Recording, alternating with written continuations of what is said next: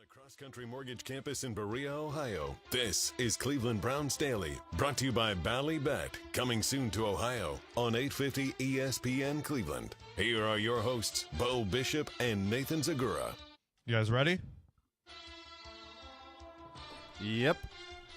You're up. Oh, let's do it live on a First Friday Miracle edition of Cleveland Browns Daily. It's a gorgeous sun-kissed day. Merely Bo, great Zeke, a little breezy, but other than that, pretty good, my friend. Oh. Not on. Oh, there you baby. go. It is a delight out there. There's no doubt about it. It's beautiful, and enjoy it. My advice to everybody out here in the land, enjoy it. Because as you know, while we sit here at 76 degrees and things are wonderful, you don't want to hear it. I want to make sure people take advantage of this. I can't look down the pipe of it. I'm not looking down the barrel of it. Let it be out there. You've got today through Saturday to live. So live. Today through Saturday, you live. Yeah. Because after that, we're not living for a little while. Back in the mix. So let's go ahead and enjoy this. Get out there. By the way, can I just ask, what in the world's happening in there? It's very exciting. Oh, Power Blues. What is that? Power Blues. My heart doc. Oh, little Power Blues from Dr. Gundry. For the ticker? Well, no, just the full operation. Ticker's in great shape. Full operation. But yeah, very good. I'd like you to be around for a long time. We have a lot to do, you and I. I think potentially for a long time together on a daily. Clock's ticking, brother. And I know you're saying it because I'm starting to believe that it's true. I don't like it, but we have bigger fish to fry. We do. Yeah. We do have bigger fish to fry. And That's we true. shall fry those fish. I would like to get to a point where let's just win a Lombardi while you and I are doing CBD. Yes. That's what I would like. And then you can. And then we win a Lombardi. Off in the sun. Go right Jordan on off. Yes. against Byron Russell. See you John later. Elway. And I'm out. I'll see you on down the road. His nemesis. His boy. Yeah. Yeah, his absolute boy. We can do it that way. So yeah, it's a stunning accomplishment where we're at from a weather standpoint. So that's good. I had someone declaring that I want to say this was yesterday. One of these days we were at some youth practice of some sort, and was declaring that that summer was here, that it's done, that the winter. And I'm like, I don't think so, bud. I think we're still locked in. That we're not going to get any more snow. But I said, I assure you, there will be a day with a high of 48 with sideways rain. Yeah, that's Monday. Okay, so I know it's coming. 5 days away. You knew that was coming. Yes. And you're going to get that for 2 weeks. And you're going to get that in May, by the way. I think the one thing the mistake we make, and by the way, like the plants are starting to pop a little bit, which is a little earlier than normal. They're going to get pummeled. And they're going to get drilled. You think that you get a week like this or a few days like this, and you think, we're in it. Let's go. Let's live. No. Let me remind people. May largely sucks. Let me remind people that on last Friday, the home opener for the Guards. Yeah. It was like 32 degrees. Yeah, that's right. This Friday, it's going to be almost 80 degrees. That's right. And then the following Monday, it's going to be in the 40s again. So we're talking about a 10-day window where we're going to go from the 30s to the 80s back to the 40s. Yeah. Which everybody's going to get sick. Can't be good for anybody. No. It's outrageous. No. And it's happening. Oh, I didn't tell you this. You want me to drop some big-time stuff on you? Yeah, get your pen out. So I was talking with the old man. Pedro? Nerd. Yep. And we were talking about some of the strange things that have been happening in the weather in Cleveland, and even in the Bay Area there's been weird weather, and even in Arizona and LA. We've talked about all of this. It's not what you think it is. Certainly not what I thought it may have been. Oh, did he have the answer? Oh, boy. Did he? The solid ball. All right. Solid ball. At the Earth's core. Okay. Is changing the speeds at which it rotates. Changing. Okay. And that is causing rotation. That is causing the magnetic poles to move further apart from each other, which is therefore allowing more radiation in and causing these solar weather patterns. Now, when I asked him, is this stuff also getting in more rapidly because of the decline in the ozone layer due to emissions and all of the things that people have talked about for these 30 years that are scientists. Yeah. And he said, yeah, no, that has nothing to do with it. Nothing it's a to bunch do of with malarkey. It's about this rotating ball in the core of the Earth. And then he sent me an article. Oh, did you get some which was correspondence? Good. Earth's core appears to be wrapped in an unexpected ancient structure. And I said, but who's seen it?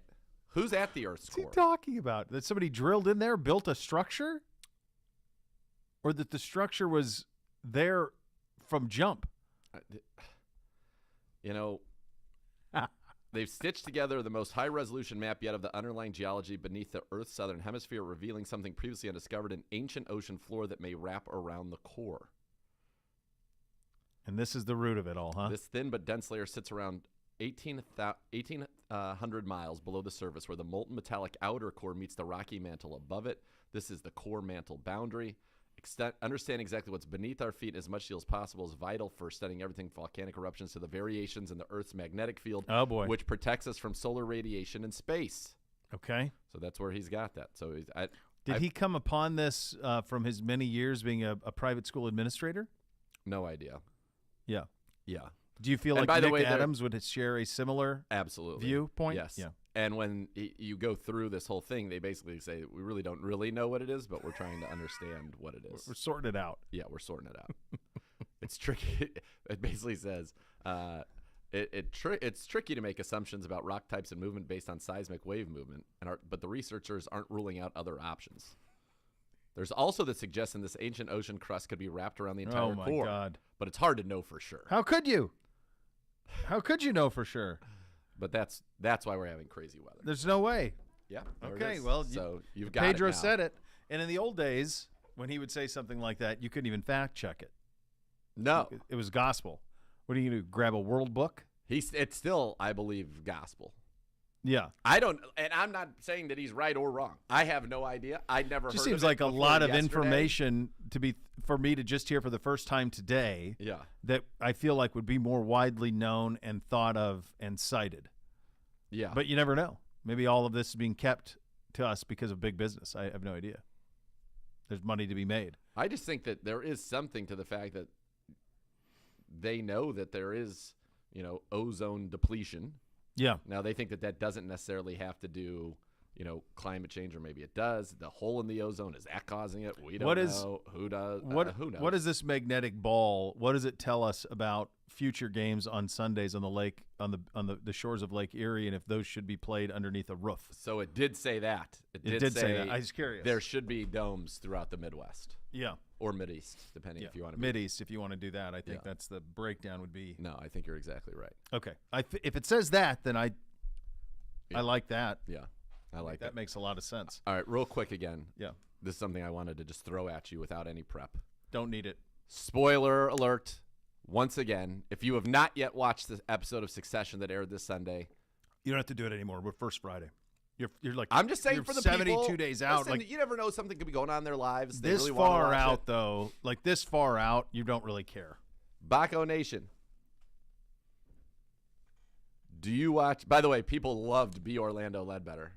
I got a few tweets about that. There were a couple of tweets. No, they didn't. Yeah, they did. No, they Orlando. didn't. They enjoyed that bit. Be Orlando. No, they didn't.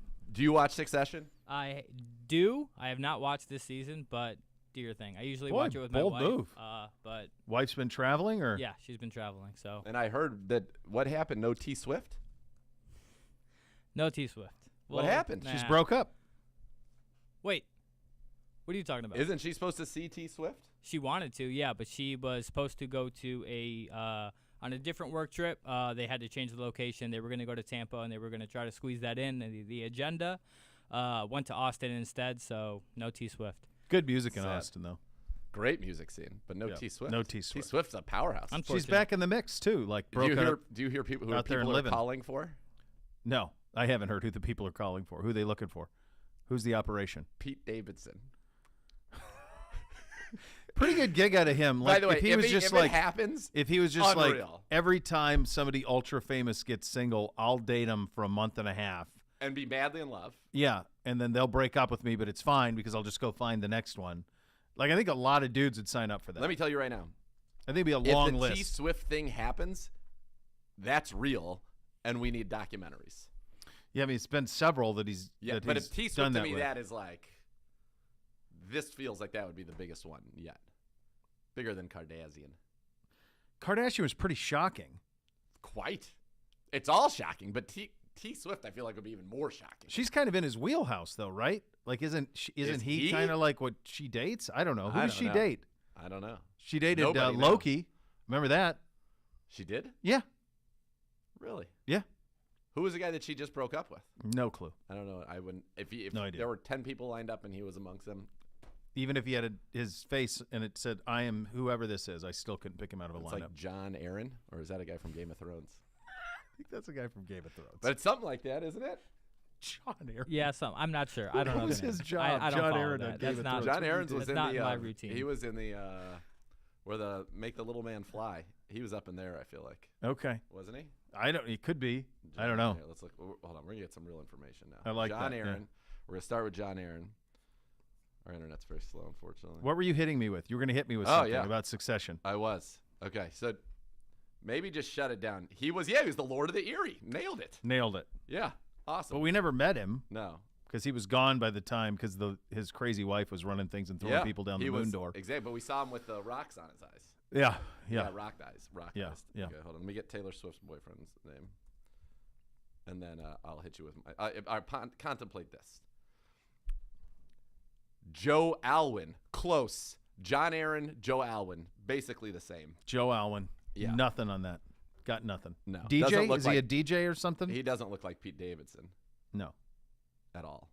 Well, to be fair, Kanye West didn't either. Agreed. Yeah. Very factual. Okay. So I was thinking about it. Best TV deaths. Okay. Like, did we just witness? No. Hold on. There's been more shocking. There's been more graphic. Mhm. There's been more gruesome. I'm not sure there's been more consequential. And also, okay, see, this is what I want. I want a back and forth, a repartee. And I don't know if there's been more, like, real in terms of the way that it was done. Like, obviously, somebody's head being lopped off is quite real. Before you even said the last statement, read the last line of my notes. Stop it. Before you even finished. What'd it say? What's it say? Best TV deaths. No. What's it say? The very last two words. I scribbled it, but can you read what it says?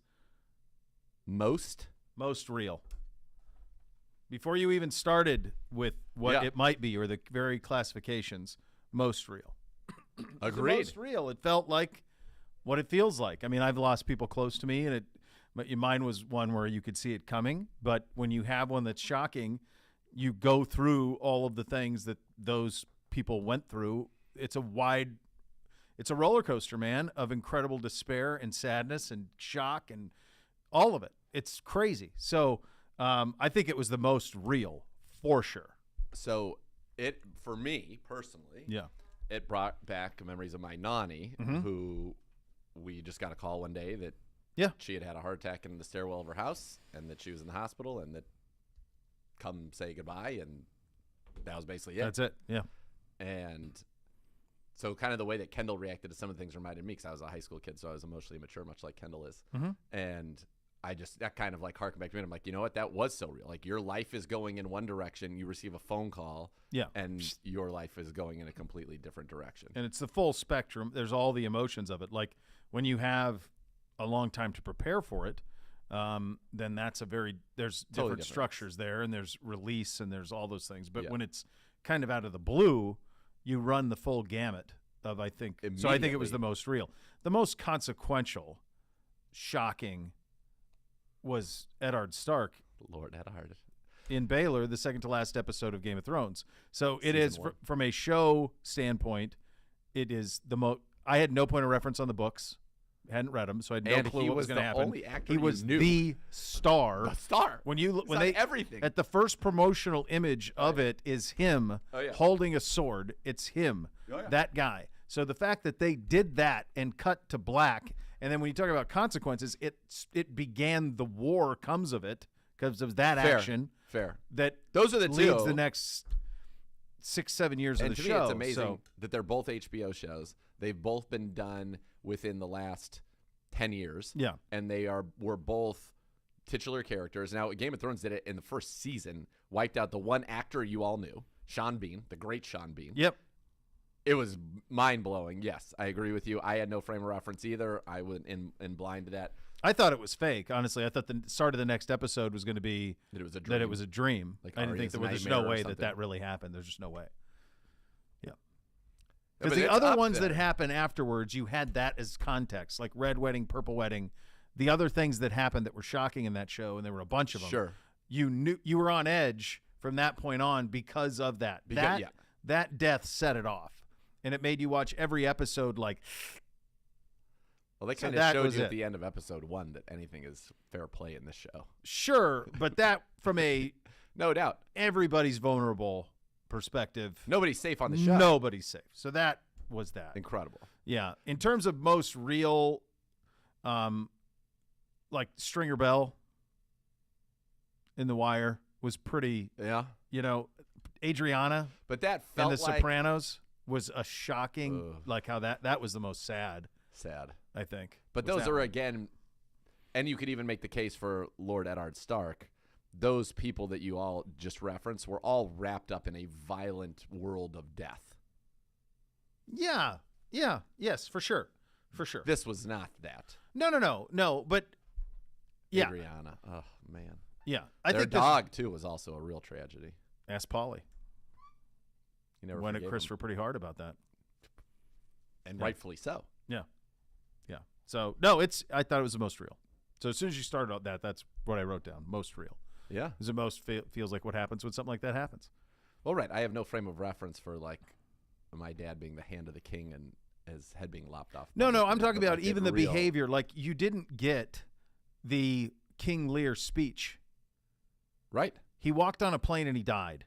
Yeah. So that was what, and then their reaction to it, like they weren't there, which you just talked about with your nanny. Like you weren't Yeah. there, so you were hearing it, phone, varying degrees, who's telling who, what do you know, all of that. That was the most real of it. Yeah. And my Yeah. grandfather, my nano, had stomach cancer, and so that was a thing. They were married, obviously, Yeah. and one was just like out of nowhere, and one was a very long, drawn out process, and the grieving is so different. And I thought that they did a very good job of capturing the like helplessness, the disbelief, the this can't be real. I haven't seen it, so it's not real. But yeah, it is real. Yeah. It was a pretty powerful episode, and I thought it's weird. I've thought about it a lot more than I thought that I would have thought about it. I rewatched some of it last night in between the NBA stuff. It was on, so Yeah. I watched some of it last night. How about the Lake Show? You got that one? I did. I watched the whole first half. They were down 11 at half. Yeah. And then They were somebody willed by the crowd. Well, and somebody said, "Well, look at the refereeing discrepancy." Do you think I care? I'm here for the entertainment, man. Yeah. I have no interest in seeing the Minnesota Timberwolves play Ja Morant. I want to see LeBron and Anthony Davis play Ja Morant. That's what I want to see. Yeah, and now I want the And now Warriors I get it. And I the want Lakers. Warriors and Lakers in the second round. That's right. That's what I want. And if the NBA has to will it for me, great. By the way, the Cavs are in the best series in the East by 100 miles. Yeah. It's the most entertaining one. It stinks that Randall's hurt because I think it would have been fun. But I with think them he at could full- play. I was reading that he could. He's. I don't know that he's all the way out for So it. when they said out for the season, that just meant Just the regular season that he could be Come playing in on. this. No, I think it's. Yeah. I think that part's real. That he could be in the mix. Wow. So by the time we get to it, I want to run one other thing by you here. He practiced. Yeah. Oh, baby. So you saw the Bucks are wearing the creamsicles. So they dropped the creamsicles. I think it's one of the biggest. You blew it, boy, from a uniform merchandising marketing standpoint that they didn't get them out in time for Brady. The fact that Tom Brady will never wear that uniform is a failure at the highest level. So he never wore it once. Never. No, he played 3 seasons there. We've had an ability to go alternate hats. Last year was the first year you could do alternate hats, God, they're so good. and they didn't do it. Yeah. Like everybody knew they were doing these, and they didn't do it, and they had Brady. So Brady's gone. So what are you going to Mike Evans on a 2-15 team, a 3-14 team? Come on, what are we doing? Your boy? I mean, come on, man. Yeah, it's You very blew it. sad. And I think it is one of the best uniforms, period. I think that, for example, they should only wear these. That should be the only uniform Yeah. the Tampa Bay Buccaneers wear. Yep. The Niners should wear their Joe Montana's, but also the 94s. So that should be their entire Yes, catalog. which they period. wear now, the Joe The end. Montanas. And they What wear the now, 94s and they too. wear the 94s now. Yeah. Like But they've that's got the it. right catalog. They got the right catalog. The Tennessee Titans need to stop being a bunch of cruds. Send that back to the Houston Texans, who then revert to being the Houston Oilers, and they wear the Oilers uniforms exclusively. Yes. There's not a single Texan uniform that ever needs to be worn again. Never. No. Ever. No. Apparently they are redoing those uniforms too. Not Great. this year, but next. The name's awful. Yeah, I know. By the way, it would be like if the Chargers became the Los Angeles Californians, and then they had like a picture of Stewart on their helmet or something. Like the 405 was on. What are we doing? The Houston Texans? That's the best they could come up with? Yeah, I don't remember. It wasn't like there was like the Roughnecks they could have done. Was a good and one. then just keep it some oil theme. Yeah. You could have done that. And the Texans, the logo's a cow. Yeah, and So the problem make it is like when you think the of Houston Texas, Steers. when you think of Texas at a cow, you think of the Longhorns. Of course you Texas Longhorns. Like you don't think of, you're not going to think of anything Right? else. Be the Houston Brown Spotteds. I mean, this is Perfect. not hard. I mean, we got 1,000 head of them. Let me ask you this, because it's interesting when you and I are old enough to remember them wearing those uniforms, and the Buccaneers were putrid while wearing those uniforms. They were the worst organization in the NFL while they were wearing those uniforms. And then they switched to the pewter, and they win a Super Bowl within a few years. That's Warren Sapp, Derek Brooks, all those guys. They win a Super Bowl relatively quickly in it. So the creamsicles, there's a nostalgia play for you and I that's very real because we remember them. But as a kid, I always remembered them. I remember thinking that they were fine, not looking at them and thinking they were extraordinary. And I think a lot of it's because the team sucked. Yes, I agree. So, like, if the team was great, so much of how we view a uniform or the look of an organization is built on the success the team has while wearing it. Correct. And one of my biggest beefs, I think the worst examples of this are the Patriots in their uniforms because they won with Brady and they had Pat the Patriot, who was good. They should only wear those uniforms. Yes, they had have like that. Steve Grogan. They had a few decent years in Pat They the played in a Patriot. Super Bowl in '85. Andre Tippett. They got drilled by the Bears, but they played in a Super Bowl in John '85. Hanna, maybe? Is that right? Somebody Hanna? Yeah. John Hanna. John Hanna. Yeah. No, they had some. They No, had some you're dudes. totally Irving right. Fryer Irving Fryer, sure. was in the mix. No, they had some really, but because they won, and the same thing happened with the Broncos. The Broncos have the bright blue helmets with the orange shirts, but they wear these new Nike-fied uniforms when they win the Super Bowls with Elway. They're awful. And they're terrible. The horse looks ridiculous, all of it, crazy striping. But because they had success in it, they're like stuck in it. No, bring those back. It's been 20 years, man. Bring those back. Let me ask you this. Also, give me the Broadway Joe Jets. Of course. Goes without saying. What is your perfect Browns home uniform?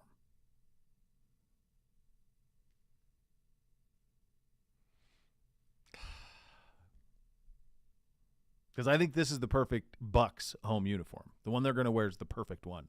I think the Chargers in the powder blue wear the perfect home uniform. The Raiders in the silver over black over silver, the perfect home uniform. Falcons black over silver. We wear a lot of different home uniforms through the I think years. There is nothing in our catalog that you look at emphatically and go, that's the one when you think of it. Because we wore, during the Bernie era, you wore white over white. I think we should be white a over lot. white with the shadow boxes. To me, that's our best uniform. I didn't say best. I think that's our Perfect home uniform. That's what I would wear at home. Okay. So there's the Otto era uniform, which has a white hat for a lot of it, which is a good look. You don't say. I do. There's the Sipe era, brown over orange, Cardiac which kids, yeah. it doesn't work for me. Me either. I know people are nostalgia for it. It's not my If favorite. you're wearing a brown jersey, I like it over the white pants. I do too. But I think our white shadow boxes are, to me, that's just our best uniform. We can be like the Cowboys and wear white at home. I love white over white as well. I like the white face mask with that. Of course. Is a really, That's- like if you're going head to By the toe, way, patience on that. if you go head that's to in the toe, mix. that's the way to that to me is it. And I even think one of my favorite uniform and helmets we ever wore is when we put the numbers on the lid. On the I side. like that. I think that's really cool. With the orange lid, the one stripe, the number on the side. yeah, and white the, face and a white mask. face mask. You can even go gray. Or face gray, mask. either Gray's one. Fine. But I think I'm an all white guy, and I know that's sacrilege to a lot of our audience because they want to wear the cardiac kid stuff. But I'm with you. I like brown over white. Yeah, the brown over white to me looks cleaner than the brown over orange. I agree. Brown and orange, it's not the ideal color palette that you would No, choose to design fashionable garments with. no.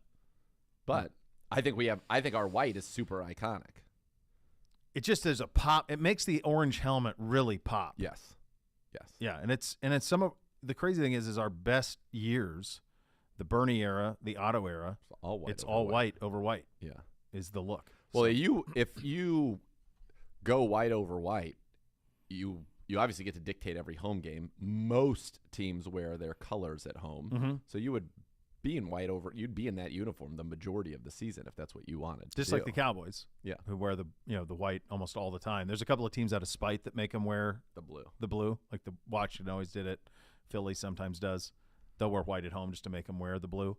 By the way, the Cowboys blue is really good. It's great. Yeah, it's a great navy. It's interesting that they switched the pants from the aqua bluish silver to true silver pants when they're on the road. When they wear the blue. When they wear the blue. Yeah, they change it.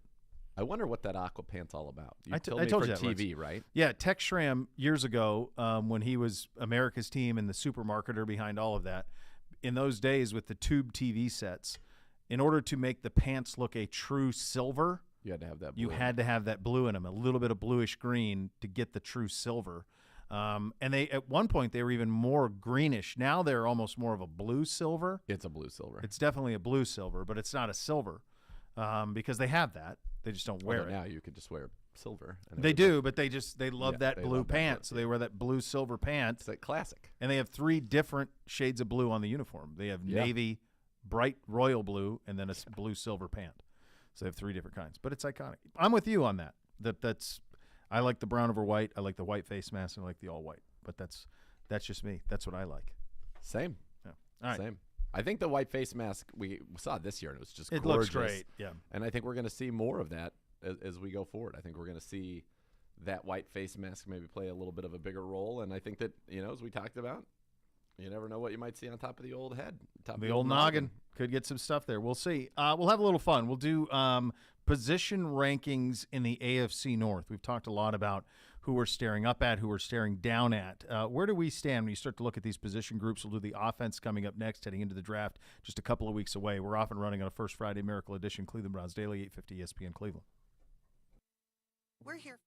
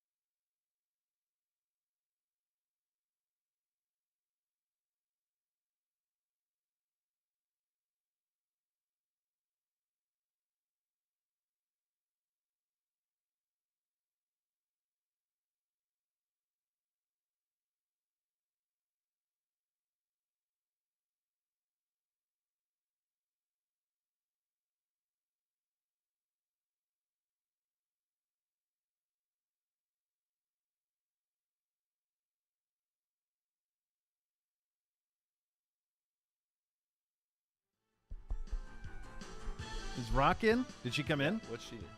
Is it corporate rock? You're on the air. What do you need from us? Is everything okay? We love you. We miss you.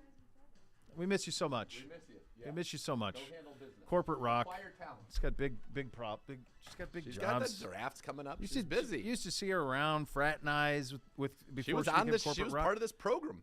That's right. Well, before me. Yeah, she was like an intern, I think, on this show. Yeah. And now look at her.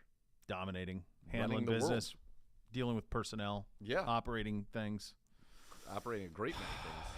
Great many things. That was the what was that show I was watching where they would say that? Great many things. That remember what you I said. know watch with my wife. Yeah. Oh, the Gilded Age. or Gilded something Age. like that? That's it. Yeah. Yeah. A She was great so many excited to things. watch it, and they would Yeah. always say, "Well, there are a great many things I find troubling." There are great many things. I find. Same. Yeah. Uh-huh. You and me both, baby. Yeah. There's a new way to cheer on your Cleveland Browns with the help of your favorite four-legged companion, Barking Backers, presented by Milkbone, the Browns' newest club for pet parents worldwide. Sign up today at barkingbackers.com. Barking Backers, the fan club for dogs. You okay? Quite. What are you looking for there? You getting everything and you I'm gonna need? Make notes.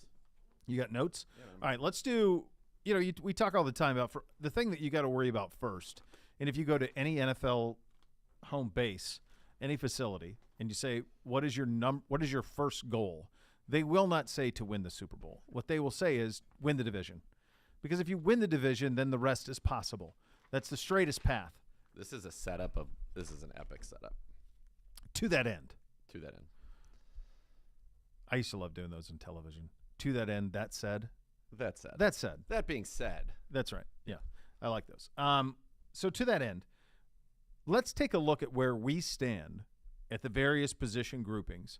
An honest, straightforward, slightly orange and brown colored glasses, because, again, we continue to do this show in Berea, Ohio.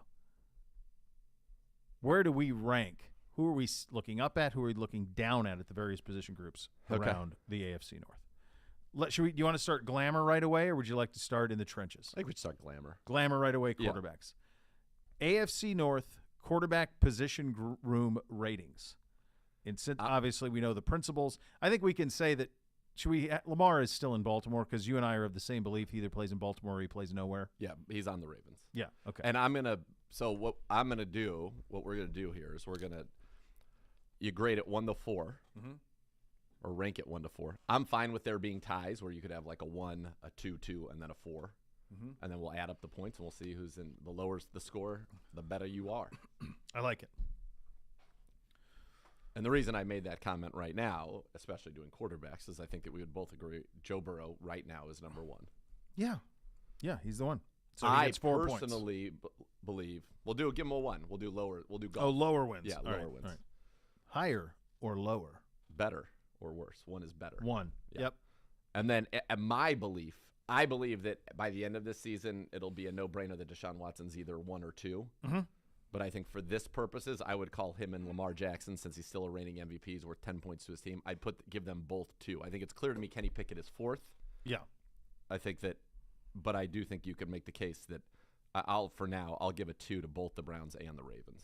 Yeah, okay I think with that? if Lamar had played a full year, but he You'd did have to not, rank him he would ahead. rank ahead of Deshaun, You'd have because to we for just saw Deshaun play in the 6 games, and outside of that second half against Washington, which was really great, and there were moments in every game, but we didn't see it consistently. And I think if we can all be honest, and I think Kevin even alluded to this after the season, and Deshaun did. Hell, I remember him alluding to it, thinking that it would come quicker.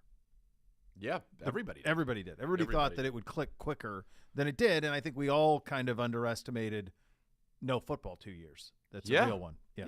But you saw the glimpses, and that's But what the you glimpses wanted were to there. see. No, I don't have a problem with what you did, though. 2-2.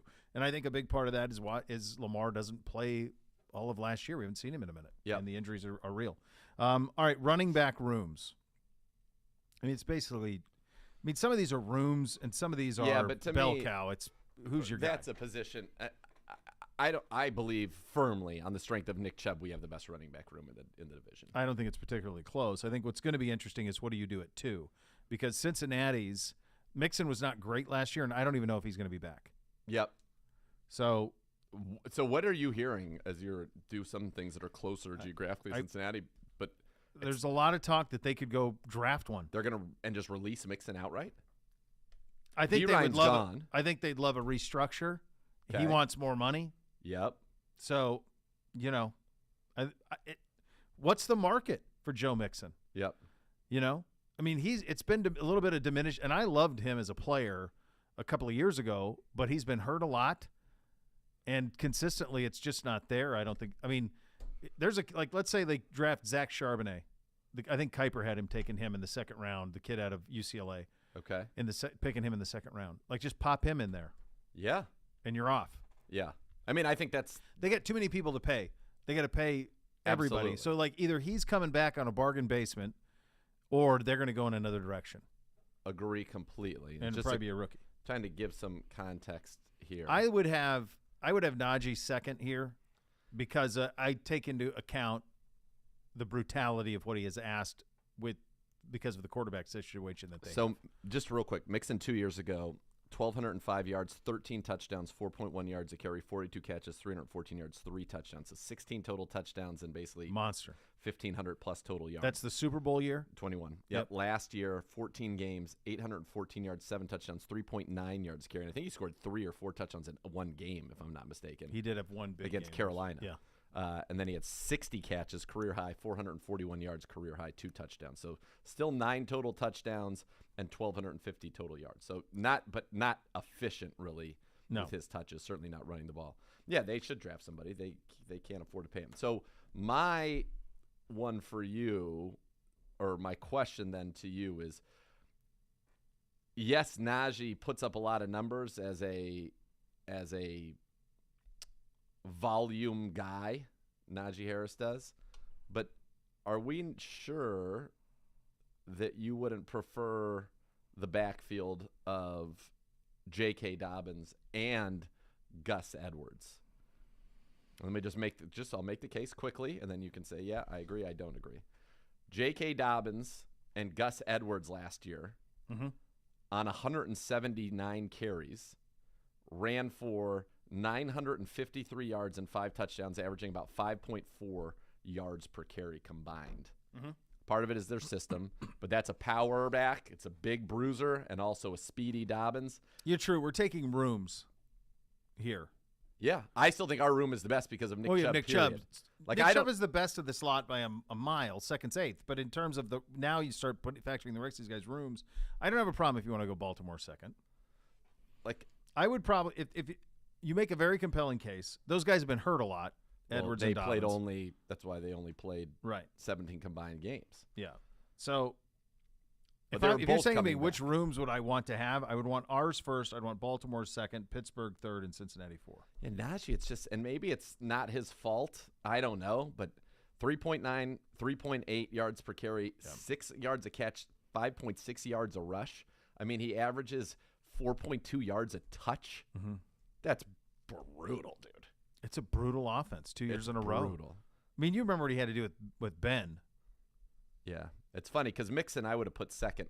If it was a year ago, I would have put Mixon second. But now if they're not going to have Mixon. And you don't know what else they're going to have. I mean, it's probably going to be a rookie. Yep. All right. Okay. Wide receiver. Since he's won. Yes. I think you'd. So the question is. Duvernay. I mean, the Baltimore's Baltimore's 4. 4. Yes, Baltimore give them 4. Therefore, for sure. The question then becomes Amari. Pickens and Deontay Johnson. Yeah. I think if you were drafting right now the receivers off of our 2 teams, Deontay Johnson and Pickens are 2 of the first 3 that are taken. Agreed. And the Amari's yeah. So I think based on that, to be fair, we would probably have to go Pittsburgh 2 and us 3. Yeah. With the potential, we have potential. I like it where it's headed. Yeah. Yep. Okay. Tight end. Andrews is 1. Oh man, yeah. Baltimore's 1. Yeah. Cincinnati's 4 because there's they don't have anybody right now. They'll draft somebody. Yeah. And then Chief. So the question is, gosh, I have to figure out how to spell that guy's name. So it's Freiermuth. Yeah. Freiermuth. Yeah, there he is. All right, so Freiermuth last year, 63, 732, and 2. I think maybe the Chiefs a little more explosive than that. What the Chief have? I'd rather have the Chief. I'd rather have the Chief too. 58, 6, 28, and 4. I mean, you probably could go 2-2 there if you wanted to. You'd probably call him but I'd rather have the Chief. So we'll fine. We'll go 2 there for us. Yeah. 3 for Fireman. 3 for Pittsburgh. Pretty good defense. Pretty good tight end division, honestly. Very. Yeah. You probably have 3 of the top 10 tight ends in the league in our division. Mm-hmm. That's how it could be by the time you're done. Yeah. But yeah, that's a trajectory for sure. Yeah. Andrews is near the top. Yeah, Andrews is top 3. Yeah. All right, offensive line, we're 1. Yeah. Baltimore right now has Stanley, Linderbaum, Kevin Zeitler, Morgan Moses, and Ben Cleveland. There too. That's not bad at all. Yeah, that's not bad. The Bengals on paper. Jonah Williams isn't there anymore, so it'll be no. They It's just Orlando signed Brown. Lyle Collins, Alex Kappa. Cappa. I mean, that's pretty good. Karras. Yeah, Cincinnati. They should probably be. They might be tied for 2 with Baltimore. Yeah, I'd go 2-2. And then Pittsburgh's 4. And they've improved their line as well this offseason. Let me see what they've got, what they're cooking with right now. I mean, Cincinnati's got the best, if healthy, the best tackle room. Yeah. So they've got now Dan Moore Jr. at left tackle, Isaac Simualo, who they got from from Philly, Mason Cole they just got from Minnesota, James Daniels from was with Chicago, was with them last year, I think, and then Okafor at right tackle. Yeah, they're probably 4, but they're improved. That's an improved unit. Yeah. Yeah. All right, do your math on where you stand on the offensive side, and then we'll do the defense. So we add up to 3, 6, 8. We add up to 9. Baltimore adds up to 4, 8, 10, 11. Cincy adds up to 5, 10, 12. Is that right? Because we have them last at tight end and last at running back. Yeah. But we'll get to that in a second. That'll change later on. Yep. Pittsburgh 7, 10, 16. Here's the deal. You really can't do this because you can't do this in terms of getting the answer that you want because certain positions are worth more. So Cincinnati's number 1 at the positions that matter most. So why don't we do this? They're number 1 at quarterback. They're number 1 at receiver, and they're 1A at offensive line if everybody's healthy. Hold on. This is how I think we should do this. You got to wait. I'm going to come with a weighting right now. I think quarterback is 3 times weighting. Yep. And then wide receiver and offensive line are 2 times weighting. I think that's fair. Okay. That properly values tight end and so that gives us tight end so and that's a running 6. back. That's a 6 and that's a 2. So that changes our number to 7, 13, 15, 17. It changes the Ravens number to 8, 16, 17, 21. Mm-hmm. It changes the Bengals to 3, 7, 9, 13, 17. Yeah. And it now you're cooking. Pittsburgh to 12, 4, 8, which would be 15, 19, 22, 30. Yeah. So that feels right. We're tied for 1 still with Cincy. Much of our tied for 1 though is like right now we have Deshaun tied with Lamar. Yeah. But that's who he was. That's still a 3-point separation though. Yeah. That's a big separation. And we make up 3 points we have our line separation. Yeah. And we're better than them at tight end and running back. They're better than us at All right, that's pretty good. We'll do the same thing on the defense and see where we end up with all this. That's coming up next. Just to Cleveland Browns Daily on 850 ESPN Cleveland.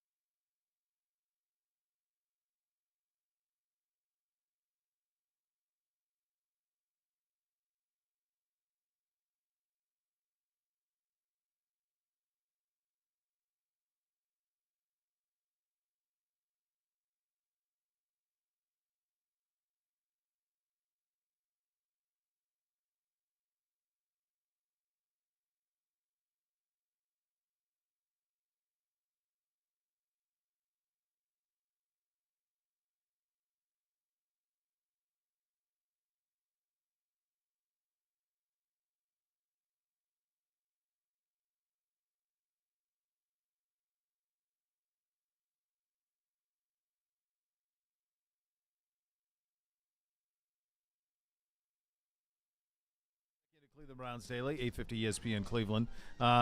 Multiple reports out there that second-year defensive tackle Perion Winfrey is facing misdemeanor assault charges in Harris County, Texas, for allegedly injuring a woman he was dating. Mary Kay with a statement from the Browns that they're aware of the situation, gathering more information. Perion Winfrey facing misdemeanor assault charges for injuring a woman he was dating. Court records show he was released on $1,000 bail, is what I'm seeing on some of the reporting there with Perion. Yeah, obviously not great, and certainly you want your offseason to be very quiet in terms of things like this. And we've talked about many times, incredibly talented guy. And the question would be, could he harness the professionalism that he needed to take that next step? And obviously, it feels like a little bit of a setback there. But as the team said, they're aware of it, and they are gathering more information, and that's it. So we don't have all the facts, but certainly hope for the best in a situation like this. Yeah, and just based on and it, you brought up about any time we had talked about Perion, you talk about that there needs to be a step. Both on the field and off. I think from a maturation standpoint, there has to be a step being made. And, like, this thing's also fleeting.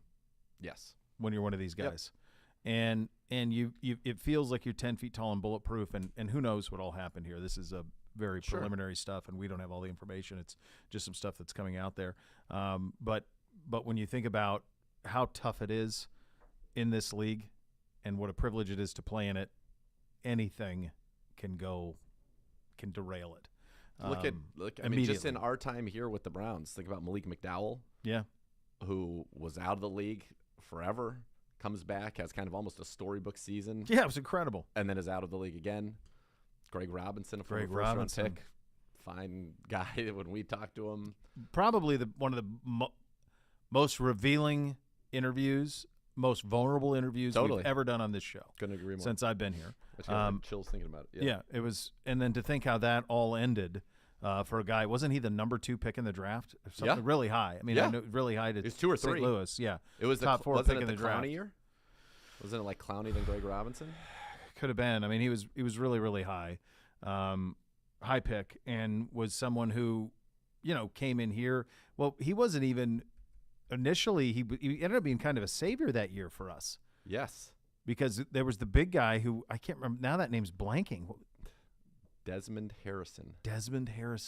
Yep. And then Greg Robinson came in and over the second half of that season stabilized it. Totally stabilized that line. Yeah, he was the second overall pick 2014. It was Clowney 1 and then Robinson 2. Yeah. And then he ended up being like, did he end up ever having to go to federal prison? Because I remember he was pulled over and it had believe so. I don't know if that I lost track of it, but I mean that was one of the most revealing, vulnerable interviews we ever did, and so. But that's an example of how quickly this can all go away. Yeah. So that draft, by the way, Clowney 1, Greg Robinson 2, Blake Bortles 3, Sammy Watkins 4. Never really lived up to what you may have expected. No, Khalil Mack was the best of the top 5. Jake Matthews, Mike Evans, Justin Gilbert, Anthony Barr, Eric Ebron. So 4 of the top 10 picks in that draft, and Ebron was considered like can't miss, are no longer in the league. Robinson, Bortles, Gilbert, and Ebron. Then you got Taylor Lewan, Odell, Aaron Donald, Kyle Fuller, Ryan Shazier, Zach Martin, C.J. Mosley. That was a pretty good run. The back half of that first round ended up being better than the first, with the exception of Mack. Yeah, well, even into like the second round. So back half of the first round, you'd have Zach Martin, C.J. Mosley, Juwan James, Brandon Cooks, Clinton Dix, D Ford, Darquez Dennard, Jason Verrett, Kelvin Benjamin. Remember him? Oh, yeah, for sure. That was your Florida State kid, yeah. Monster, big guy. Jimmy Ward, Bradley Roby, Bridgewater, DeMarcus Lawrence, Joel Bitonio, Derek Carr into the second round. Yeah, some good players. Yeah, it's an inexact science, man. All right, we will get to our defensive rankings, position group rankings coming up at 2:30. Coming up next, we will continue our off-season tour. We are in Chicago. Former Bears quarterback Justin Fields with a big vote of confidence in that the Bears did not and will not take a quarterback number 1. How are they building around him? We will have a little conversation with that. Jeff Joniak, one of the longtime voice of the Bears, will join us coming up next. You're listening to the Cleveland Browns Daily on 850 ESPN Cleveland.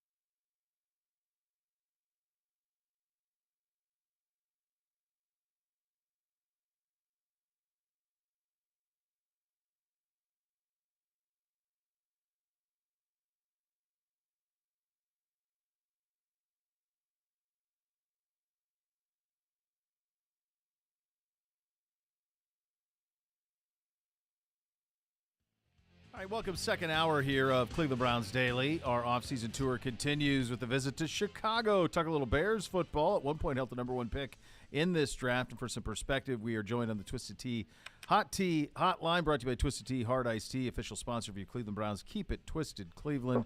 Cleveland native and voice of the Browns, Jeff Joniak, joining us, of course, from ESPN 1000 and a good karma buddy as well. So, Jeff, thank you so much for taking the time. Take me through, from your vantage point, the Bears as this offseason has played out. Obviously, they traded the number one pick a long time ago. But in terms of maybe where you thought the organization was coming out of the season and where it is now going into the draft.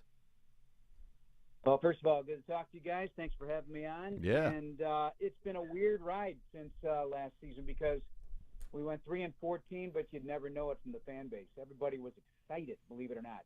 Certainly no one wants to lose that many games, but they were competitive. They got some excitement out of Justin Fields, obviously, a dynamic runner, arguably the most dynamic in the NFL at this point, and that got people excited about the future. But it was the assets. It was the things that this offseason was going to bring in terms of player procurement and free agency, and then what we're going to do with those draft assets that got everybody ratcheted up. So this town is jacked up, to say the least. I keep calling it poised to make some noise.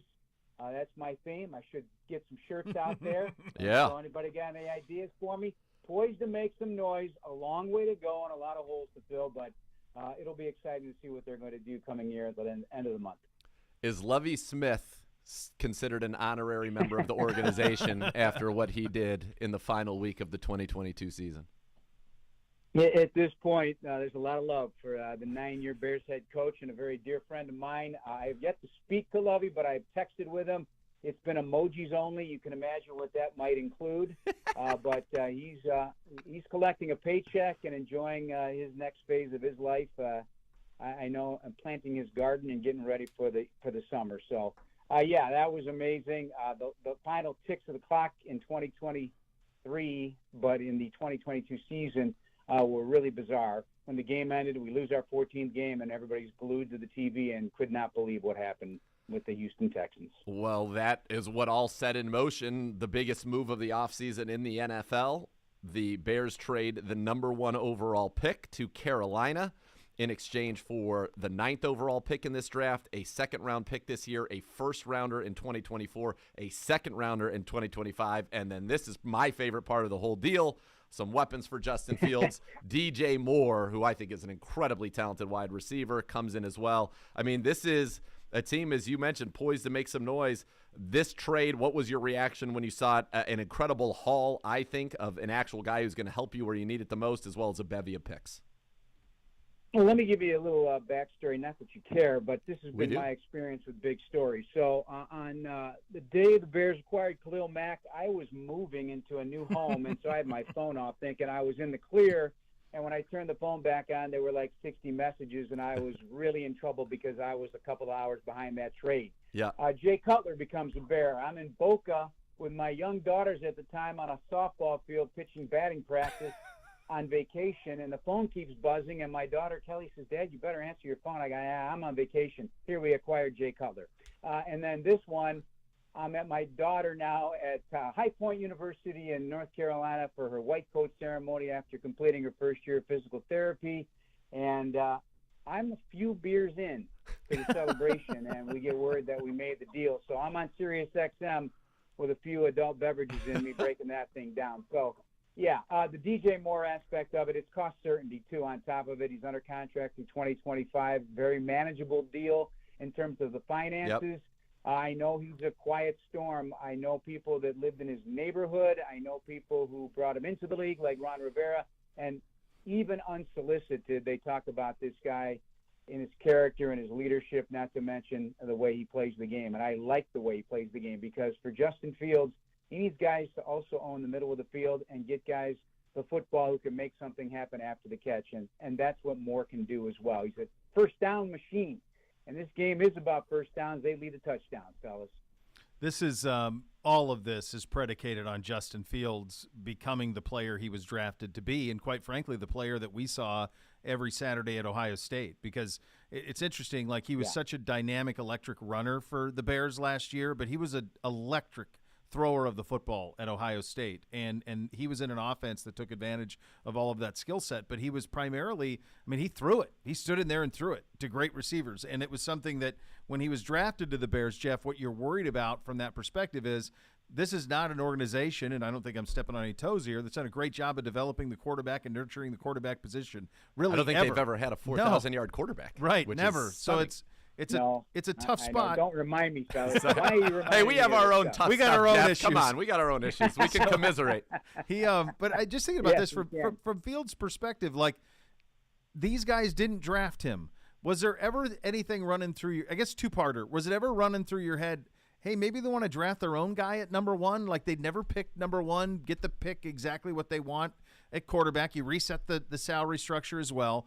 And then after that, is this group, clearly they're demonstrated that they're in with Fields. Otherwise, they could have just stayed at one. What do they need to get him to take the next step? Do they believe that they can do it?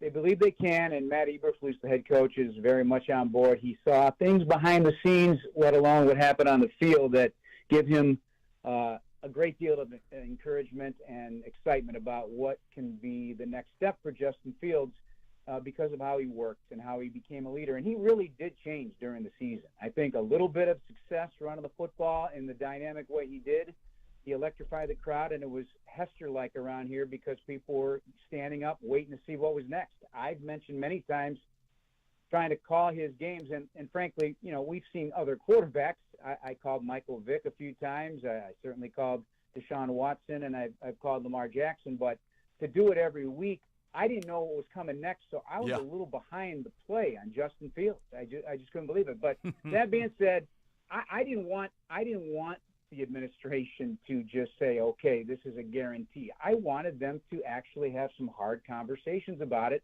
and see, hey, where is his arrow pointing? What is his next step? Can this be developed here? Because quarterback, as we all know, is the most important position in sports. And I want them to think about quarterbacks all the time. So did they? I'm sure they did. They interviewed plenty of them in this draft, and nobody thought their fancy to keep that pick, obviously. But this organization has a long way to go in terms of filling holes. And if they feel they can develop Justin Fields and get him to the next step, that part of that next year's number one pick is also a hedge also, I would imagine, on that. If he doesn't develop, if he doesn't make that step, you've got 2 first-round picks next year. Yeah, and obviously the hope is that you can use those to add weapons around him and to buttress, what he is going to bring for you at that quarterback position. You mentioned the electricity. It's going to be now, can he throw it? And to be fair, that was the question about Jalen Hurts as late as training camp when the Eagles came to Cleveland for joint practices. Yeah. Everybody in that camp was, yeah, we know he can be dynamic. We know all of this, but can he throw consistently? And they didn't know that. Well, he had a great year. They go to the Super Bowl, and in an NFC that's wide open, it feels like this Bears team has a chance to get pretty good in a hurry. Where do you think they're looking at number 9 and with some of these extra picks in this draft to kind of address some of the things that still remain on this roster, although they were quite busy in free agency as well? Yeah, they did pick up a lot of pieces, certainly helped out the front seven, but they've got a ways to go on that defensive line. They've got some big bodies. They added DeMarcus Walker and Andrew Billings, and just recently last week another defender as well up front. But they're not like the star guys, the guys at the 3 technique, at the edge position that is going to demand double teams and really become a foundational piece for the future. So that's I've said all along. I know everybody wants weapons for Justin, and you do need them, obviously. You need that offensive line, though, and you need the defensive line because you're not winning football games if you're not tunnel vision on the trenches, and that's where I'm focused right now, and I have been all off-season. So if they bring in – they have 4 picks in the top 63, I guess. Yep. If they get 3 guys on the line of scrimmage, I'll be thrilled. I don't care what side of the ball. It's got to be both, but I need – 3 guys that are going to step in and play right away. And I know that's asking a lot with some 21-year-olds coming out of this draft, but that's what I'm hoping for. And then, get the best player you possibly get on the offensive side of the ball to help out. Bears also need another cornerback. So, again, a lot of needs. And let me backtrack for just a second. I want to go back to what you were talking about, Justin, because I am in the camp that, yes, I know he can throw the football. He throws a great ball. He can throw at every level of the field.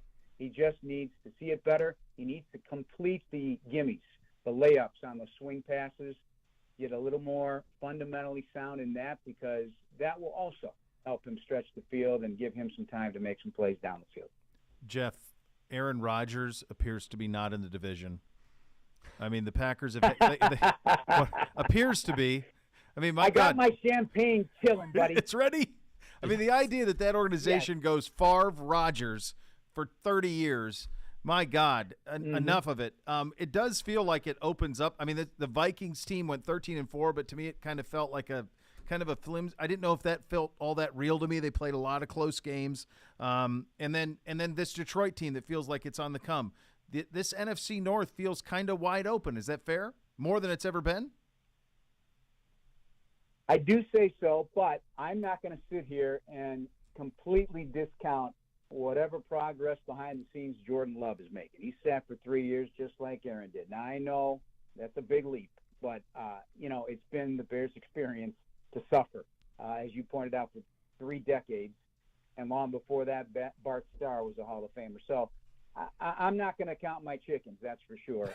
They brought him in for a reason. They feel he needs to play, and we'll see what happens. He was a first-round pick, but, that's making a stretch statement to think this guy's going to be a Hall of Fame quarterback as well. But if it happens again, I give up. I mean, if it happens again, this guy's going to play 15 years and tear it up. All that being said, they won 2 Super Bowls in that period of time, which, if you're in it to win it, and I know they're really hard to get, but that's the only solace for Bears fans right now. But in terms of the division, Detroit has my attention. They play a uniquely tough brand of football, which is right up my alley as an old-time football guy. I always enjoyed that part of the game, and they have my attention, and they have draft assets here to make some noise themselves. Jared Goff, I don't love him, but he certainly did have a nice year last year, so let's see where that goes. And then Minnesota, yeah, they're kind of tricky as well. I mean, they played with fire last year, obviously, with those close games, and the year before they did the same thing. So maybe they have 9 lives, I don't know. But and the Packers, around what is going to be at the quarterback position, there's still some weaponry there that also you got to take advantage of in the run game at the tight end position. So, like you said, it is up in the air. But as Virginia McCaskey told me a few weeks ago when I said, hey, what do you think about everything that's going on, the 100-year-old matriarch of the Bears said, just let me see who lines up day one, and that's where I'm going to go with it. Who's ready to play, who's not injured, and who's fielding the proper lineup to take advantage of the opposition on day one, week 1. Jeff, appreciate your time. Great stuff. Thanks for your time today, pal. My pleasure. Have me on again, fellas. Take care. Love to. Jeff Joniak yes. joining us on the Twisted Tea Hotline, brought to you by Twisted Tea Hard Iced Tea, official sponsor of your Cleveland Browns. Keep it twisted, Cleveland. If I were to – I'm going to give you – well, let me just for some perspective, you mentioned Fields and Hurts. Okay. And it's important to remember that a couple of things from a collegiate standpoint. Jalen Hurts, before he transferred to Oklahoma, was benched because he could not throw the football at Alabama at the level that they wanted. They said when he was drafted, he was going to have to play another position. A quarterback. Yeah. So he goes to quarterback finishing school at Oklahoma. And he's a Heisman finalist this year. So this is his final season at Oklahoma, his 4th season of college football. It's 69.7% completions, 38-51, 32 touchdowns, 8 picks. So pretty good. Yep. Right? Yep. This is Justin Fields' only full season. He played he ended up playing 8 games in the COVID year where he was robbed of that year. That year he was 70% completions, 2,100 yards in just 8 games, 22-6. His sophomore season, which is only his real full season, he's a 68% passer, 32-73, 41-3 at Ohio State. So the notion that he can't throw the football is pretty crazy. I'm not saying you're making it, but he can. So in the right, what happened there is what happens when you go to a bad spot. Yeah, and you don't have the talent with you at receiver. Right. Jalen Hurts Jalen Hurts, rookie season, 52% completions, 6 touchdowns, 4 interceptions, quarterback rating of 77.6. His next year, he goes up to 61.3% completion, 16 touchdowns, 9 picks, 3,144 yards. So he averaged 209 yards a game passing, 87 rating. Last year, he goes up to 66.5. Yeah. So significant improvement. 22 touchdowns, 6 picks, 246 yards passing per game, which is actually a pretty legit number. Quarterback rating of 101.5. Fields. So Devonta Smith, A.J. Brown, Devonta Ertz, Smith's first year. Sanders, A.J. Brown second. this Yep. year. Yeah. So Fields went from 59% year one, 59%, 7 touchdowns, 10 picks, a quarterback rating of 73, up to 60.4. You'd like to see that number jump a little bit. 2,242 yards passing, 17 touchdowns, 11 picks. So averaged just 149 yards passing per game, but 85.2 rating, sacked the league high 55 times. He holds the ball too long. Well, I like what he said about the layups. Hurts has played in the same system. Yeah. He's in his second. He ran. And there's no. Of course, he talent holds around the him. ball because he ran for 1,143 yards, 8 touchdowns, and averaged a league high 7.1 yards a carry. So And they don't have weapons. no, but now now you're starting to hopefully get they do. weapons. Yeah. Um, It's just a great example of where you're drafted versus when you're drafted. Totally. And if he can get, with some weapons and can get to 65%, he's got an opportunity to be, incredibly formidable. I mean, I think that he could be, and they could make a real leap. I like what he said. They're poised to make noise. I think they're right. He's one of my favorite players to wear the uniform down there, and I so wanted him to go to Kyle.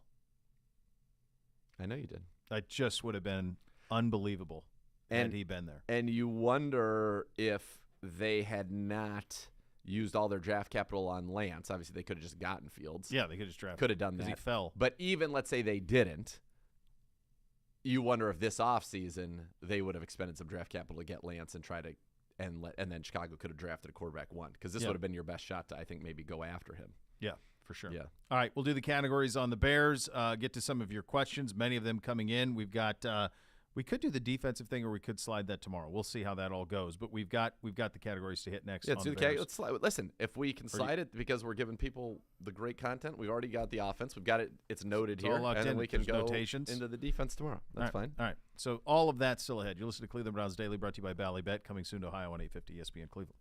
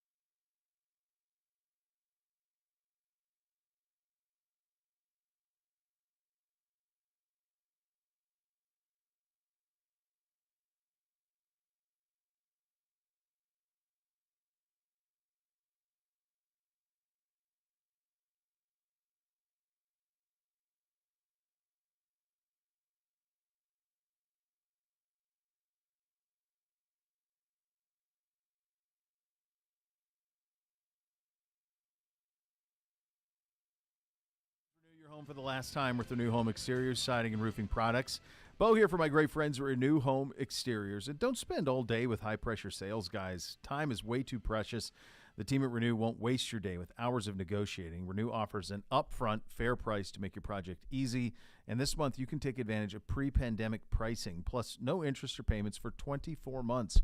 Renew Home Exteriors, superior products, superior service. Visit renewestimate.com. All right, let's hit the we'll need a little traveling music for this, Justin, if you could. That would be very, very nice. We've got some categories here on the Chicago Bears. Yes. Uniforms. It's the team of my youth. That's right. Growing up That's in right. Montana, you didn't have anything. He's picked Gravitated towards Who's the Bears. close? Who's close? They were good in 85. Super Bowl Great shuffle. in 85. God, Very catchy. I was very 7. catchy. They didn't come there looking for no trouble. No. They did not. Their uniforms are perfect.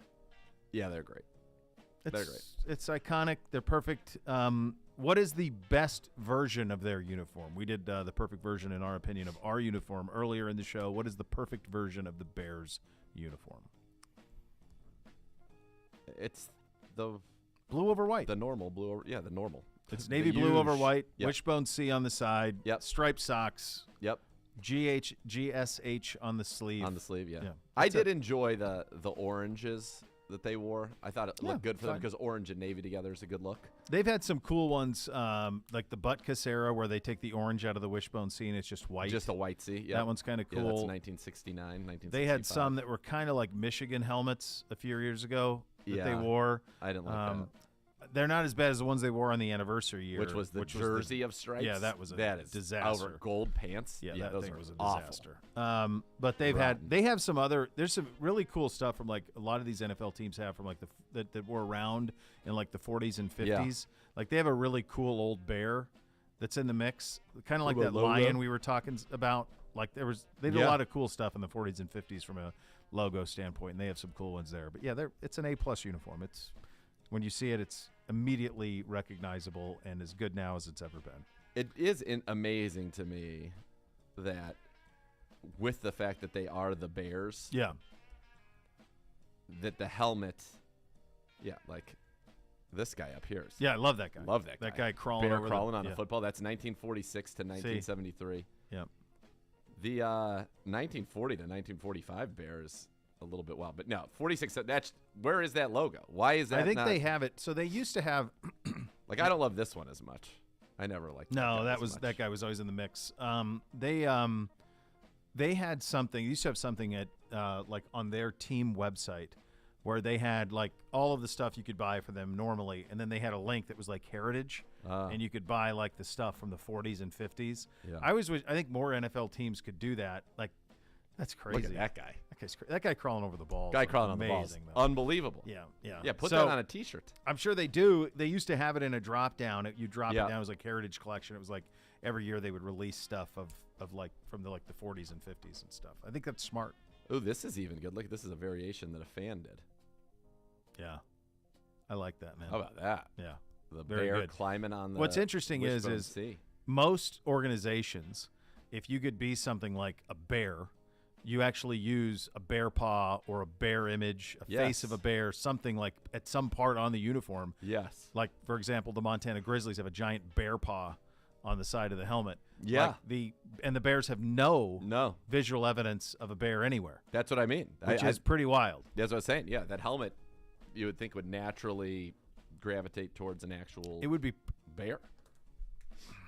I'm telling you right now, that bear climbing on the sea that somebody created that we just found in our cursory Google search here, that's the one.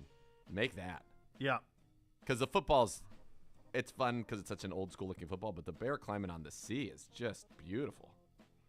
Yeah, I would do that. So like that's this our is, recommendation. Here's the that's like University of Montana has a giant bear paw on the back. There's one. I like that one there, right on the back, stamping it. Yeah, that's a good one. But yeah, it's great. It's a great uniform. Stadium. I've been to the old Soldier Field. I've not been to it since they put a spaceship on it. I think it's awful.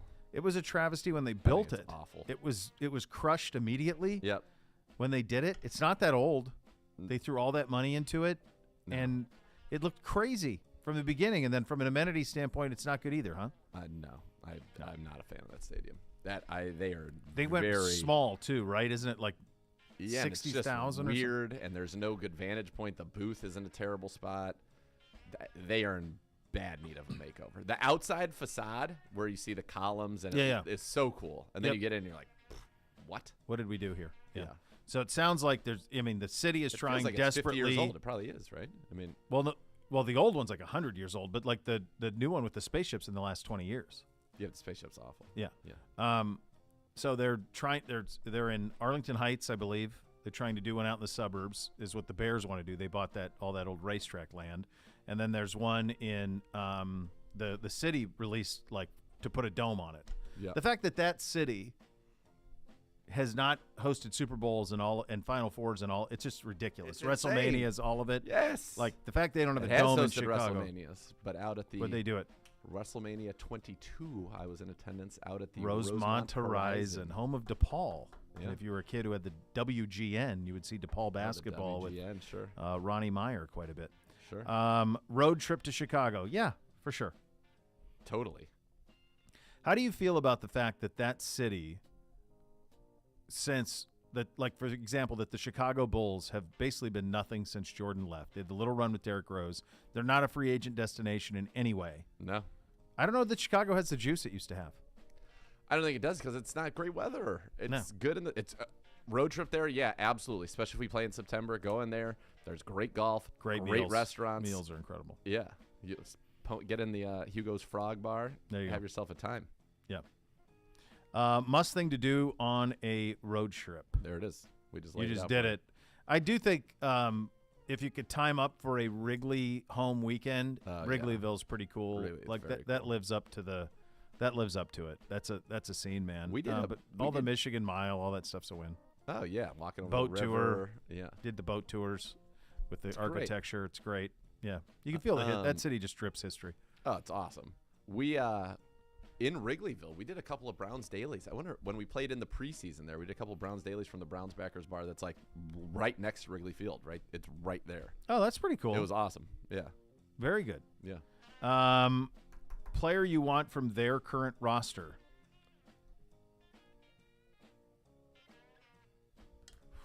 I mean, DJ Moore jumps out right away. DJ Moore does jump out to me. Yeah. I'm trying to see if there's anybody I'm missing on defense that I need. Yeah, I mean, their biggest kind of defensive guy now is Tremaine Edmonds. It would have been Roquan Smith before. I don't think they no longer have Khalil Mack, right? Or do they? No, he's in the Chargers. Yeah. Yeah. So last year, I mean, that's definitely, I think, the answer. Yeah, their leading sack getter last year was a Jaquan Brisker with 4 sacks. Man, they were rough. That's out of the safety position. Yeah. So, That's and he's a thumper safety, so he's not a. No. Eddie Jackson's still there at free safety. No, the answer is DJ Moore. The answer is DJ Moore. Weapons, baby. Yep, It's that's the guy you want. Not Chase Claypool. No. All-time favorite Bear. Did Jeff George ever play there?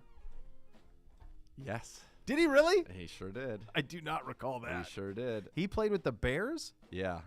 I have a Oh my God. a Bears jersey of his.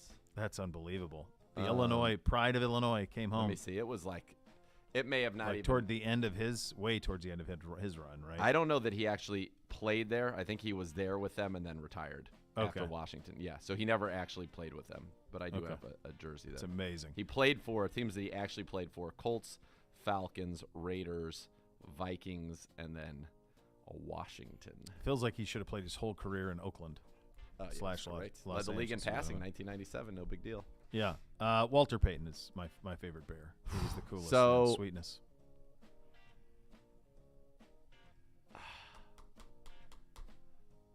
So I have a couple. I'm going to just kind of cycle through names that are popping into my mind. Sweetness, the Fridge. Mm-hmm. I always loved, and I don't know why, but I always loved Brandon Marshall when he was with the Bears. I thought he was a stud with Cutler. Greg Olson, people I think forget about the fact that Greg Olson was a Bear for a long Devin time. Hester. Devin Hester was so cool there. Electric. Yeah. Peanut Tillman Oh yeah. punching the ball out. Yep.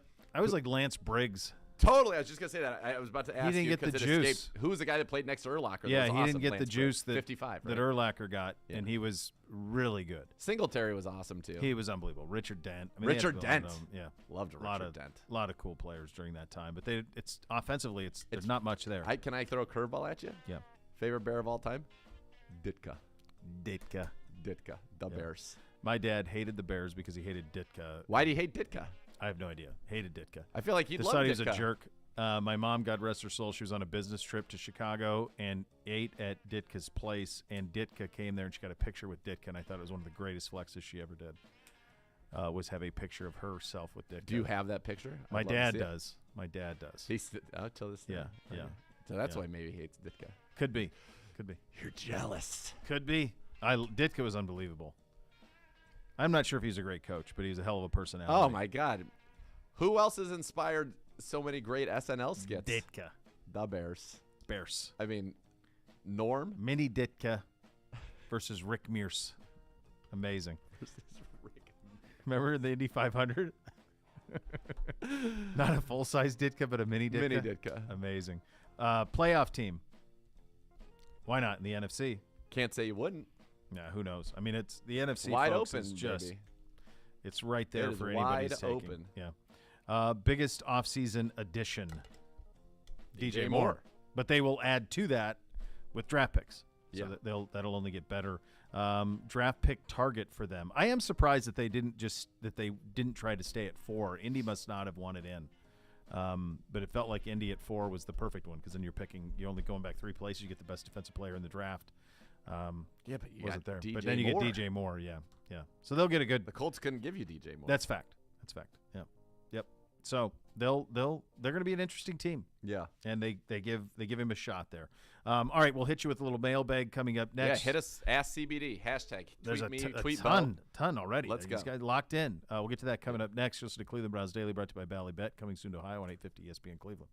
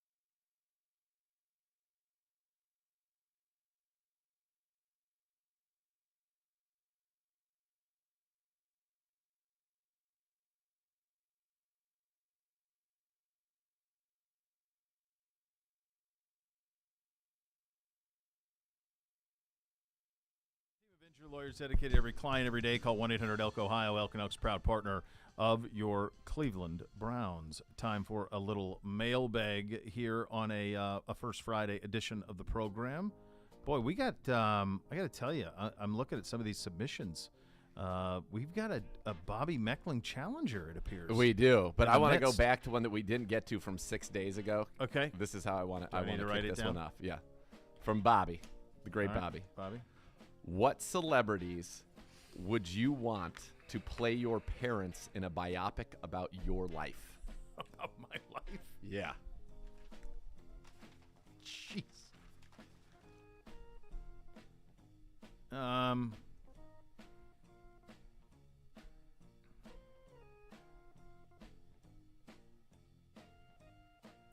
I mean, Sam Elliott is playing my dad. I mean, that's a lock. It's great. Yeah, it's right okay. on it. I mean, my dad's not nearly as charismatic as him, but they both have a mustache, Yeah. and I feel like a lot of their operations are similar. Okay. Mom.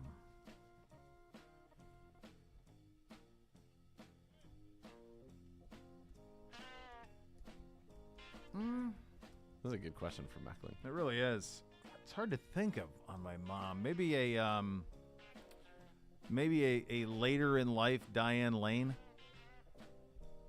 Feels like a warm lady. Mom was pretty warm, had to be, Yeah. to, incredible yoke. Yeah. Yeah. Similar. I feel like our biopics would have some similar characteristics and then also some very different ones. Yes. I was going to say, on my side, except for my mom, I had like Sally Field from a few years ago. Oh, there you go. Maybe a Yep. Diane Keaton or Yeah, even there a you go. Julie Haggerty. Yeah, Yeah, there you kind, go. warm, but also Warm. whimsy, Yeah, little yeah. out there. Yeah. For my dad, this is a tough one because mustache is clearly important, Yeah. It's a choice, brother. but the yoke has to be strong. There has to be almost a sharpness to him. Vladimir Lenin. I was going to go, believe it or not, Al Swearingen, Oh, my God. Ian McShane. Ian McShane, with the yoke that he could Oh, apply, boy. just the command of Oh, knowledge my- that he could have. Just at the. I mean, a younger Brian Cox could be in the Brian mix, Cox too. would be Would've been great. but he's younger. A lot of, because he does the blank off. You had a lot of dumb blank. Yeah. Yeah. A lot of parallels. Yeah. Yeah. Yeah. I like Good that. job out of Meckling. Yeah, good. That was a good one. Okay. All right.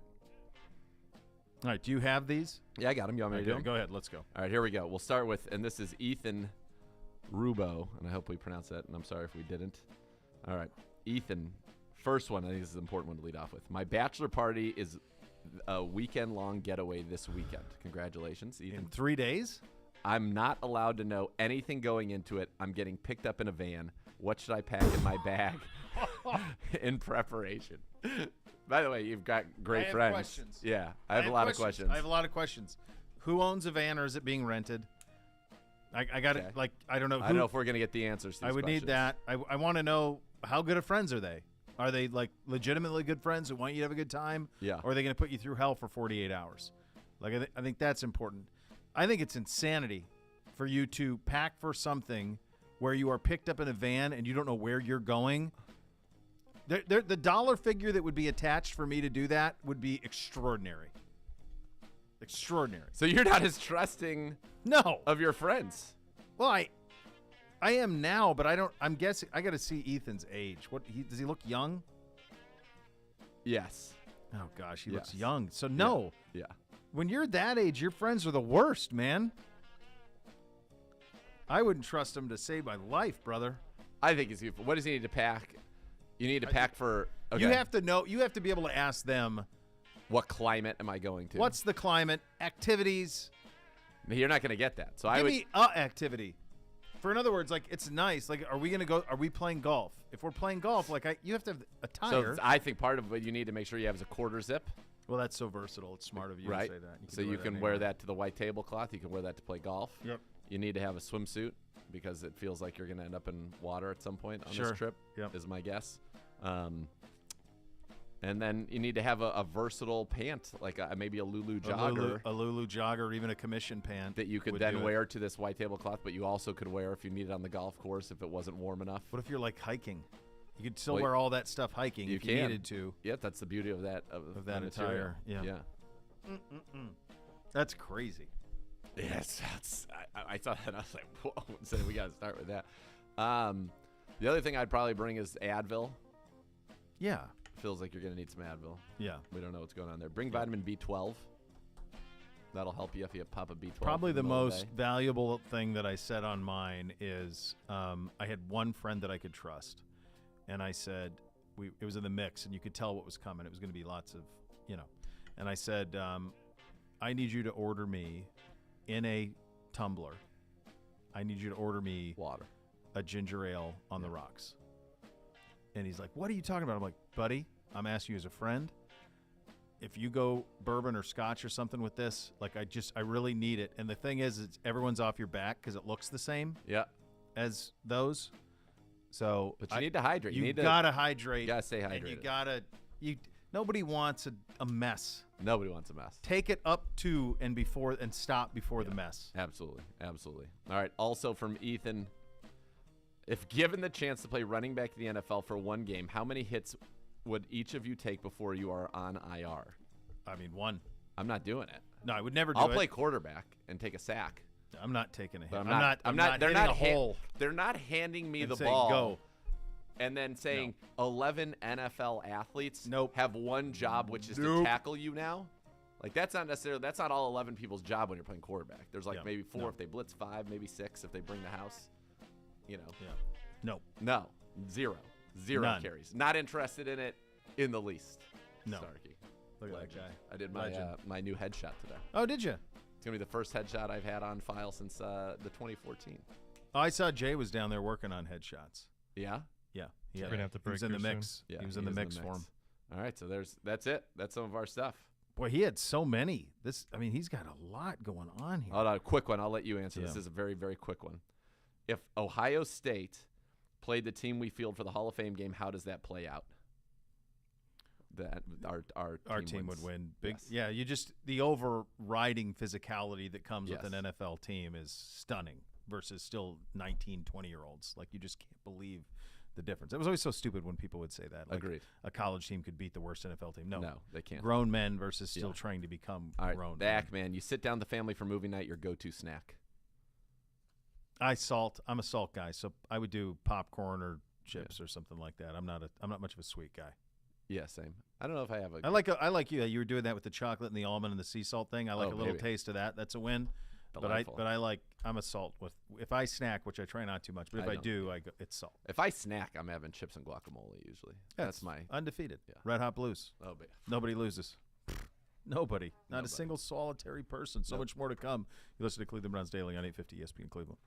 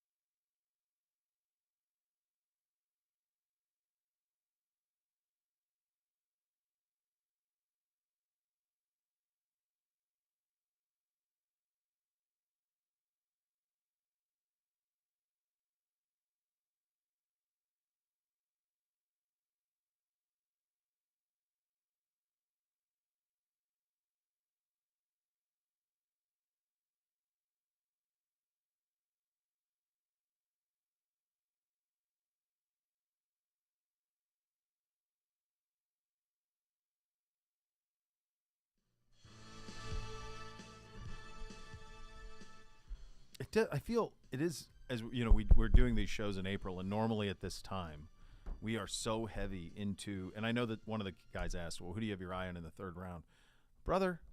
You don't do that. There is no who you have an eye on in the third round. I mean, you're in a position of who's available, best available. We can talk about position groups that make sense here or there, For sure. but it doesn't do us any good to break down prospects that are going to be there that we think could be there at 70. I think just. I think you're more looking at positions, and then we'll get into the beast, and we'll say here are the positions we're looking. Here's who Dane has in the second, third round, right? That could be there, and those will be kind of the names to identify. And I think it'd be, as a Browns fan, that's what you're looking at, right? You're looking at somebody's draft guide that you trust for names that these aren't going to be. We're not picking until there have been 70+ players taken in the draft, which is why I said I filled in for Gibba on the BPA, and we talked with Ian Hartitz, who just joined Matthew Berry over at FantasyLife.com, and we talked about, look, if you're a Browns fan, honest to goodness, the first 2 rounds, you're watching what the teams in our division do, and then you're probably watching for fantasy reasons. Yeah. Where do the big running backs go? Where do receivers go? Where do the tight ends go that maybe could be fantasy relevant? That's it. So for us, it's a lot of hurry up and wait. Yeah, and the other thing is, from our standpoint, when you're talking about third round, and I spend a decent portion of my day talking primarily about college football, there's a good chance they're going to draft people you've never heard of. Like how many people were familiar with MJ Emerson? Right, and that's a kid who played the at Power 5 at an SEC school at a good program that was going to bowl games. But that is a deep track when you're talking about that. Like you have, David Bell, yep, got it, nailed it. Grant Delpit, absolutely. Yep. Jacob Phillips, remember. Like those are guys that you saw. There's a correlation. But some of these position group things, like in some of these places, you're just not watching it, Right. So it doesn't mean they're not great. They can be superb. It's just a matter of, in terms of a household commodity, it's not going to be there for it. Good job out of you. We're back Great tomorrow job by for you. more fun. The next level is coming up.